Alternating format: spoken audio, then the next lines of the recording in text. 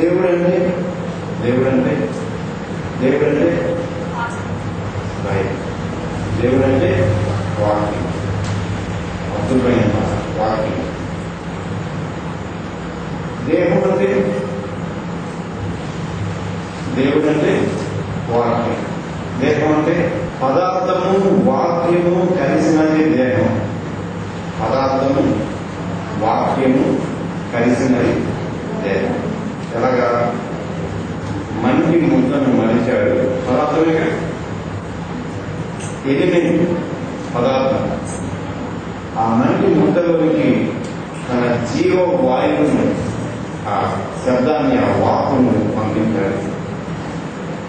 వాక్యము పదార్థము కలిసి దేహమైన. మళ్ళీ దేవాలయం అంటే ఈ దేహంతో దేవుని సంధించడానికి అందరూ కలిసి కూడుకునే ఒక ప్రత్యేకమైన స్థలం. దేవుడంటే వాక్యం అని చెప్పుకున్నాం. దేహం అంటే వాక్యము పదార్థము కలగలిపినది అని చెప్పుకున్నాం. దేవాలయం దేవుని సంధించడానికి దేహంతో ఉన్న మనందరం కలుసుకునే ఒక స్థలము లేక ప్రదేశం. వీటి నుంచి మళ్ళీ రెండో ధ్యానాన్ని మనం చేస్తున్నాం. పోయినసారి చెప్పింది ఉన్నది, ఇంకా ఉన్నది నా దగ్గర సిరీలో, అలాగే భద్రంగా ఉంది. దాని తరువాత భాగాన్ని చెప్తున్నాం. ఈ వాక్యం లేకపోతే వాక్కు ఉన్నదే, అది చాలా బలం కలిగింది.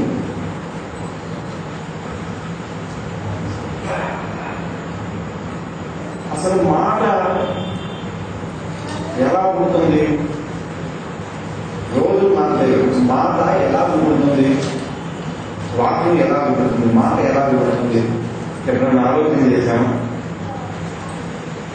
ఈ మనసులోకి ఒక తలంపు వస్తుంది, అవునా? ఒక ఆలోచన వస్తుంది, లేకపోతే ఒక తలంపు వస్తుంది. ఆ తలంపు శబ్దాన్ని జత చేసుకుంటుంది. సైన్స్ కూడా ఈ స్వర వేదికలలో ఉండే ఆ శబ్దాన్ని జత చేసుకుంటుంది. అంటే ఆలోచన శబ్దం రెండు కలిస్తే అప్పుడు మాట బయటకు వస్తుంది, అవునా కదా? కడుపులో ఉంటుంది చెప్పదమ్మా అమ్మ కదా, కడుపులోనేమో ఆలోచన ఉంటుంది. ఆ ఆలోచనకి శబ్దం జోడించదు, కడుపులోనే పెట్టుకుంటుంది. ఎప్పుడైతే భావము ధ్వనిస్తుందో, అంటే ఆలోచన శబ్దంతో కలుగుతుందో, అప్పుడు అది మాట అవుతుంది. మళ్ళీ ఈ మాట ఉన్నదే, ఈ మాట గడ్డగట్టింది. మాట గడ్డగట్టింది, గడ్డగట్టిందా? మాట గడ్డగట్టిందా? ఏమి మాట ఎలాగూ గడ్డగడుతుంది కానీ ఘనీభవిస్తుందని అంటే అది మాట అక్షరంగా గడ్డగట్టినప్పుడు, గడ్డగట్టుకోండి అది కాకుండా అక్షరం అయిపోతుంది. మాట ఘనీభవించి అక్షరం అయిపోతుంది. వాక్యము అంటే ఇంగ్లీష్లో అయితే WORD అని రాస్తారు. ఆ వాక్యం గడగట్టి ఇంగ్లీష్లో ఓడ్ అయింది. తెలుగులో వాకి దీర్ఘిస్తే వా, కాకి యావస్తే సున్నా, లేదా మాకు వాక్యం ఘనీభవించి భావము ధ్వనించి మాట అవుతుంది. మాట ఘనీభవించి వాక్యం అవుతుంది. ఇంక ఈ వాక్యము పదాలతో వాక్యాలతో జత చేసుకుని మనల్ని ఆచరిస్తుంది, మనతో మాట్లాడుతుంది, మన జీవితాన్ని నడిపిస్తుంది. అది వాక్యం. ఈ వాక్యమైన దేవుణ్ణి ఈ దేహాలను దర్శించుకోవడానికి, సంధించడానికి, ఆయనతో అనుబంధాన్ని స్నేహాన్ని కలిగి ఉండడానికి ఇదిగో ఈ దేవాలయంలోకి మనం కూడుకుంటాం, కలిసి దేవాలయంలో ఏమి ఉంటాయి, ఏమి ఉంటే దాన్ని దేవాలయం అంటారు. దేని దేవాలయం అంటారు? దేవాలయంలో ఏమి ఉంటాయి? మీరు దేవాలయాలు ఆభరణాలు ఉంటాయి, దేవాలయంలో ఏముంటాయి? తీవ్రమైన ప్రశ్న, చాలా తీవ్రమైన ప్రశ్న. ఈ దేవాలయంలో ఏముంటాయి అని చెప్పి నువ్వు వస్తున్నావు.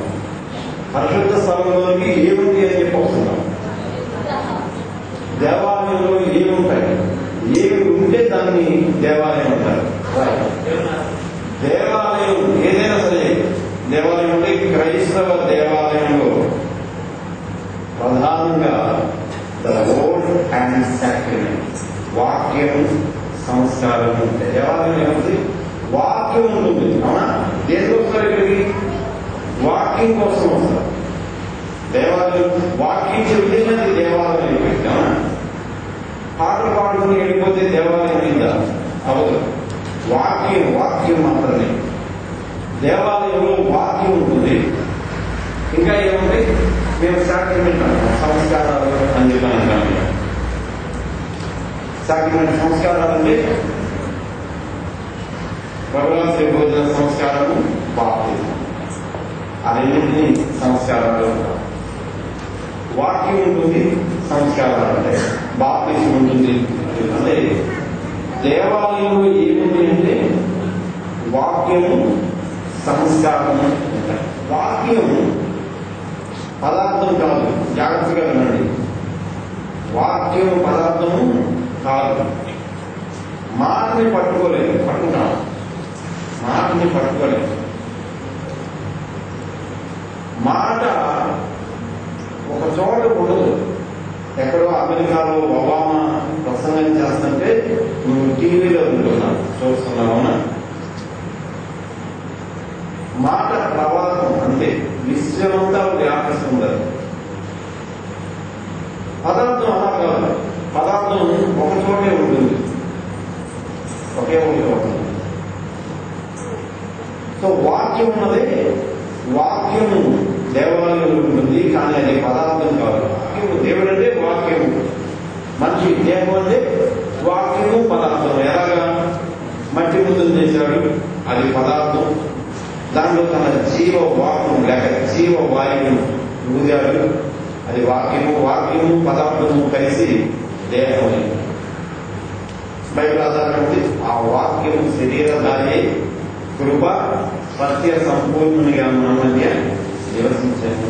ఆయన మనుష్య కుమారుడుగా నివసించినప్పుడు వాక్యము పదార్థము కలిసి. సంస్కారాలు మళ్ళీ బాప్తిజం కానివ్వండి, నవరాత్రి భోజన సంస్కారం కానివ్వండి, ఇవి రెండు మళ్ళీ వాక్యము పదార్థం రెండు కలిసి ఉండేవి. ఎలాగంటారా?